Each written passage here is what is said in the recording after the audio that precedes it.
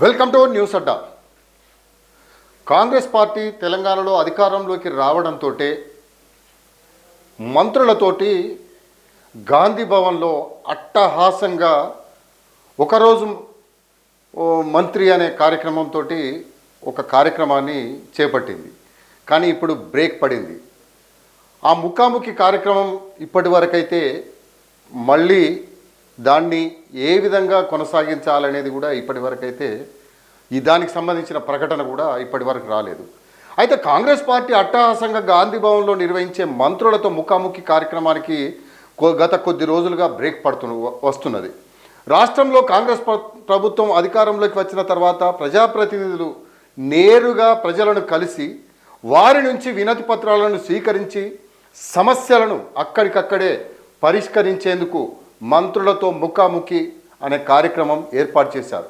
వారంలో ఒకరోజు గాంధీ భవన్లో మంత్రులతో ముఖాముఖి, అటు ప్రజాభవన్లో ప్రజావాణి కార్యక్రమం చేపడుతున్నట్టు అప్పటి నాయకులు, ప్రస్తుత నాయకులు కూడా ప్రకటించారు. దాన్ని కొద్ది రోజులు కార్యాచరణ రూపంలోకి తీసుకొచ్చారు.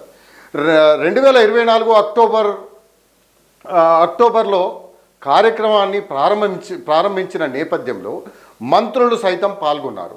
వారంలో 1 లేదా 2 సార్లు వచ్చి ప్రజలు, కార్యకర్తల నుంచి నేరుగా వినతి పత్రాలు స్వీకరించి పరిష్కరింప చేశారు. అది బాగానే ఉంది.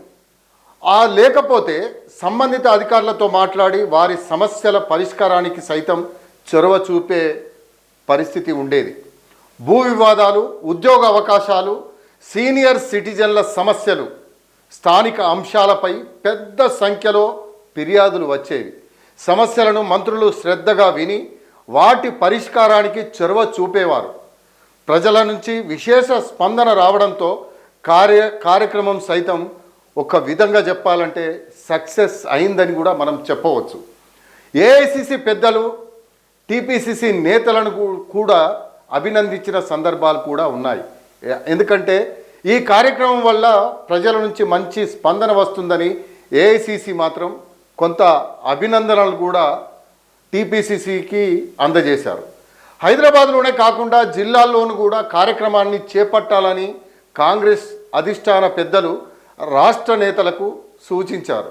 అయితే మంత్రుల బిజీ షెడ్యూల్ కారణంగా ముఖాముఖి కార్యక్రమానికి మధ్యలో బ్రేక్ పడింది. అనంతరం కొన్ని వారాల తర్వాత మళ్ళీ ప్రారంభమైంది. మంత్రులు, కార్పొరేషన్ చైర్మన్లు, ఎమ్మెల్యేలు, ఎంపీలు సైతం పాల్గొన్నారు. ఇంతవరకు బాగానే ఉన్నా రాష్ట్రంలో పంచాయతీ ఎన్నికలు, మున్సిపల్ కార్పొరేషన్ ఎన్నికలు, మధ్యలో జూబ్లీహిల్స్ ఉప ఎన్నికలు రావడంతో ముఖాముఖి కార్యక్రమం అర్ధాంతరంగా నిలిచిపోయింది. దీంతో పాటు రాజకీయ వ్యవహారాల్లో మంత్రులు బిజీ కావడం, మళ్ళీ కార్యక్రమం ఎప్పుడు ప్రారంభం అవుతుందో కూడా చెప్పలేని పరిస్థితి. ఎప్పుడు ప్రారంభిస్తారో కూడా పార్టీ వర్గాల్లో కూడా స్పష్టత ఇప్పటి వరకు లేదు. ఇలాంటి కార్యక్రమాల ద్వారా పార్టీకి ప్రజల్లో మంచి ఆదరణ వస్తుందని, వీలైనంత త్వరలో ముఖాముఖి కార్యక్రమాన్ని ప్రారంభిస్తే వచ్చే ఎన్నికల నాటికి మంచి పునాది పడేలా తయారవుతుందని కాంగ్రెస్ నేతలు, కార్యకర్తలు అభిప్రాయపడుతున్నారు. దీంతో పాటు జిల్లాల్లో కూడా ప్రారంభిస్తే చాలా బాగుంటుంది అని చెప్పేసి ఏఐసిసి సూచనల మేరకైనా పరిగణలోకి తీసుకొని ఆ కార్యక్రమానికి మళ్ళీ శ్రీకారం చుడితే వాళ్లకు అంటే కాంగ్రెస్ పార్టీకి ఉపయోగపడుతుందని చెప్పేసి చాలామంది విశ్లేషకులు